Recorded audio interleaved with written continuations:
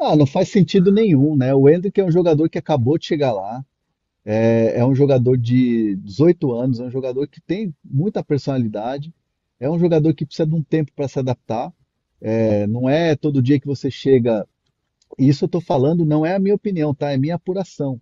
Não é todo dia que você chega lá e tá lá o Mbappé, o Vinícius, o Rodrigo, o Bellingham. Então precisa de um tempo de adaptação. É natural, a pré-temporada foi importante para ele vestir a camisa, sentir, ganhar a confiança do Ancelotti. E naturalmente, o próprio Vinícius Júnior, quando chega no Real Madrid, não foi logo de cara. O Rodrigo não foi logo de cara. O Rodrigo fez um gol em semifinal de Champions, foi decisivo. Na final ele estava no banco de reservas, né? Então, assim, é uma estrutura muito grande, é tudo muito diferente e, obviamente, tem que ter um tempo e paciência com o jogador. E é uma paciência também do atleta, né? Então, e ninguém nunca noticiou, e eu nunca ouvi nem da parte dele, nem da parte de quem trabalhou com ele, de que o Endrick imaginava que chegaria no Real Madrid e seria titular absoluto ou que exigiria isso, muito pelo contrário, né? Então, assim, o Endrick hoje é o último reserva do ataque do Real Madrid. Ah, por isso vai ser emprestado. O que eu ouvi foi, não tem o menor cabimento isso, com uma temporada que mal começou. Acabou de ter a pré-temporada e já vai emprestar, já se decidiu isso. Então, assim, muita calma nessa hora. Me falaram, não entra nessa, não embarca nessa, porque isso não existe, e é o tempo que ele vai precisar para se adaptar. Enfim, a notícia é, na próxima janela, que é a janela de meio de ano, que é a de ajustes, poderia ser emprestado. Não faz o menor sentido pelo que eu apurei. E, de fato, vamos parar e pensar e analisar, né? Não faz o menor sentido.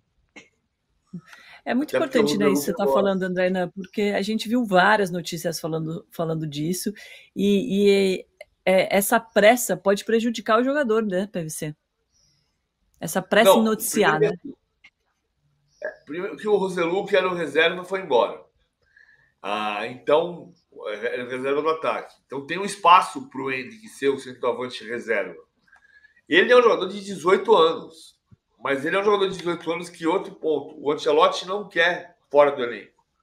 O Ancelotti está abraçando o Henrique para fazer dele o craque que ele pode ser. Agora, é diferente de jogar no Real Madrid aos 18 anos de jogar no Palmeiras aos 18 anos, com todo respeito a qualquer clube que tenha. O futebol brasileiro, no passado, quando você lançava o Zico virava titular do Flamengo aos 21 anos, não aos 18. Quando o cara começou a ser titular aos 18, o Pelé foi aos 15, aos 16, ok, mas Pelé é Pelé. A lógica é você ter no Real Madrid um tempo de espera maior. Por quê? Porque o Real Madrid não é um clube que vende. O Real Madrid é um clube que tem os melhores jogadores do planeta. Então, se você tem Rodrigo, Bellingham, Vinícius e Mbappé, a lógica é que ele faça parte do elenco e vai entrando aos poucos. Se alguém tiver uma lesão, ele pode virar titular. O problema eu citei o Palmeiras porque era o clube do Henrique, mas o futebol brasileiro é o clube, é o país do êxodo. Isso é que faz tanto jogador aparecer com tanta juventude. O Ancelotti não quer abrir mão do Henrique, o Ancelotti quer cuidar do Henrique para que ele seja o cara a lapidar o diamante. O Roselu, que era o reserva do ataque, foi embora para o futebol do Oriente Médio. E então o Henrique vai fazer parte do elenco, não vai ser emprestado, salvo uma surpresa lá no meio do ano. Agora, eu vi notícias, André, falando também que seria uma opção do Endrick para janeiro de 2025 pedir para ser emprestado se ele não tiver minutagem. Você chegou a conversar sobre isso especificamente? Não, porque o Endrick não tomou nenhuma decisão, né? Não tomou, não tem, assim, não tem como prever nada nesse momento, porque ele está começando a trajetória, está sentindo agora. É, é, é, quando eles dizem para mim não tem cabimento isso, é também um pouco da parte do Endrick, porque não tem esse movimento. Digamos que ele tem um semestre desastroso, muito ruim, poucas oportunidades, começa a receber umas críticas, mas é lá na frente que se vai tomar qualquer tipo de decisão. Agora não. Eu não gosto de fazer nenhum tipo de comparação, mas, por exemplo, o Vitor Roque não teve tantas oportunidades no Barcelona, até mesmo de adaptação, e agora está sendo transferido. Provavelmente ou fica na própria Espanha, ou então clubes portugueses estão de olho. O Bruno Andrade noticiou, Sporting, no interesse também do Porto, mas são situações completamente diferentes, né? Do Vitor Roque e também do Endrick no Real Madrid hoje. Então não dá para cravar nada. Se chegar lá no meio do ano, no meio do ano da temporada, no caso da Europeia, e aí tiver uma situação ruim que precise fazer um movimento desse, é lá que eles vão decidir. Mas nada nesse momento está sendo falado agora. Ele tem que estar tranquilo e se desenvolvendo e ganhando confiança dentro de um time que só tem craque, né? Essa é a real. Perfeito, André. A gente não conseguiu restabelecer o contato com o Fábio Mota, mas só queria deixar aqui registrado o nosso agradecimento pela participação dele, por trazer esse outro lado tão importante nessa discussão sobre a profissionalização da arbitragem.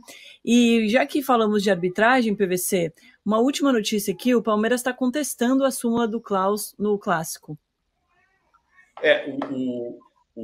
São duas coisas que se dizem, né? Que o Anderson Barros não teria dito se você tem algo contra a comissão técnica, mas o Anderson Barros admite que cometeu o erro de ter gritado no episódio, mas diz que não falou o que está relatado na súmula.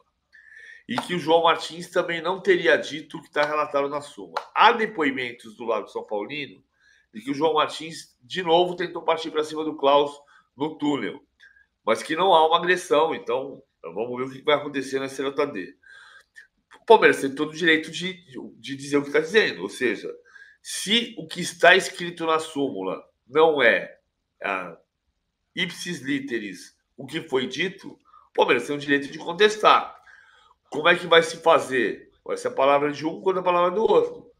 A não ser que você tenha gravações que mostrem exatamente os momentos dos contatos. Precisa baixar essa fervura. Eu já disse isso em março, estou repetindo agora. Se o Palmeiras se classificar contra o Botafogo e se o São Paulo se classificar contra o Nacional, precisa ter uma reunião antes do eventual jogo de Libertadores para não deixar pegar fogo como pegou no final de semana. E a CBF está pedindo duas coisas. Uma, que o Palmeiras identifique o Gandula, que a gente já deu o nome aqui ontem, né? Leonardo David Ferreira, que é o Gandula que provocou o Banco do São Paulo. A CBF está pedindo, o STJD está pedindo que o Palmeiras identifique o Gandula, porque é mais ou menos a praxe. Quando você identifica o agressor, o cara que atirou um objeto, você diminui o seu risco de punição. E o Palmeiras diz que vai identificar os torcedores das arquibancadas que fizeram gritos homofóbicos contra a torcida do São Paulo, contra o São Paulo. Foi um gesto individual, que disse mais uma delas morta, quando o Patrick se machucou. Isso não foi uma atitude de um grupo, foi de individual. A câmera vai flagrar quem foi e ele vai ser entregue para a torcida. O outro foi um canto mais coletivo. E aí você vê como é frágil a punição à torcida uniformizada como CNPJ em vez de punir o CPF. Porque a primeira coisa que está se dizendo é a mancha não foi. Por quê? Porque a mancha punida, em teoria, não estava como CNPJ na arquibancada. Mas todos os CPFs que costumam estar lá estavam. Então você tem que identificar o CPF. A mancha vai dizer, eu não estava lá. Até o Batuque tinha. Só que o Batuque foi emprestado pela Savoia. A mancha não podia entrar com instrumentos. E não entrou. A mancha cumpriu rigorosamente o que foi determinado. Não podia levar adereço, não podia levar faixa, não podia entrar com camisa que identificasse a torcida. Não podia levar instrumentos. Eles entraram completamente à paisana, receberam o instrumento de uma torcida amiga, a Savoia, e fizeram o mesmo movimento de sempre. Mas para punir, coletivamente um grupo que gritou homofobicamente, a Manchester já é inocente, porque ela não estava lá dentro.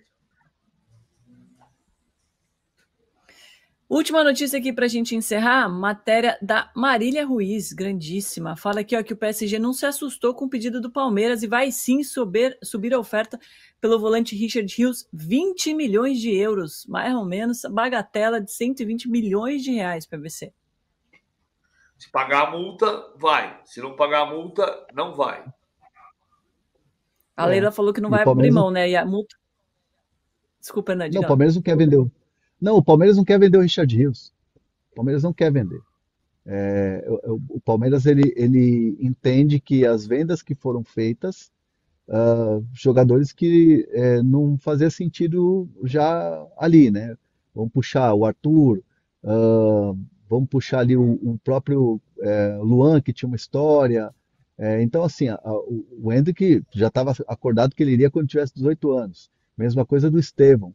O Luiz Guilherme é um jogador que quis ir para a Premier League. Né? O Palmeiras viu que, de repente, o investimento pagava ali o que realmente se tinha de expectativa em cima dele. Decidiu vender, então.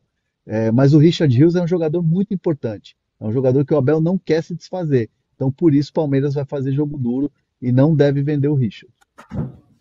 Walter Vieira está voando aqui no nosso chat, mandou aqui um Richard Hughes de dinheiro. Gênio, acho que a gente pode encerrar depois dessa em PVC. Muito bom. Podemos, voltamos amanhã sem toque. A gente está mostrando aí. E o próprio Richard pode, de repente, pegar para a próxima temporada, se ele quiser ser visto por outros clubes, ele pode pegar um compilado de imagens e o Richard pode fazer um Reels. Caraca, tá só piorando. Gente, ó, tchau, beijo, até amanhã. A gente volta às 11 horas da manhã ao vivo. Obrigado demais pela companhia, as mensagens e likes. Esperamos vocês amanhã, hein? Valeu.